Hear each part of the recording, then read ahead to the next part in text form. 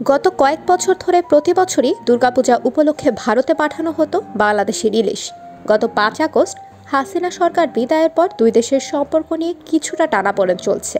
ইতোমধ্যেই বাংলাদেশের পক্ষ থেকে এবার ইলিশ দেয়া হবে না বলে ইঙ্গিতও দেয়া হয়েছে। এমন অবস্থায় ভারতের পক্ষ থেকে ইলিশ পাঠানোর আবদার করে বাংলাদেশের কাছে চিঠি পাঠানোর খবর পাওয়া গেছে। ভারতীয় সংবাদ মাধ্যম বলছে, প্রতি বছর সেপ্টেম্বরের প্রথম সপ্তাহ থেকে বাংলাদেশ থেকে ইলিশ যায় ভারতে। প্রতিবার শেখ হাসিনা সরকার ভারতে ইলিশ পাঠানোর ব্যবস্থা করত।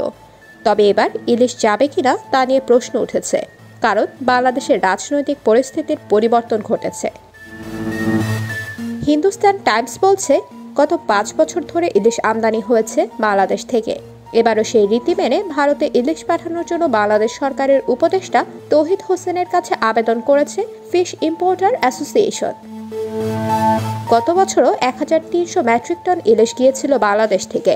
তবে এবার কতটা ইলিশ ভারতে যাবে, আদৌ যাবে কিনা তা নিয়ে এখনও কোনো নিশ্চয়তা মেলেনি। উল্লেখ্য, পশ্চিমবঙ্গের পাশাপাশি ত্রিপুরা ও আসামেও যায় বাংলাদেশের ইলিশ। বছর জুড়ে পশ্চিমবঙ্গের মানুষ বাংলাদেশের ইলিশের জন্য মুখিয়ে থাকেন।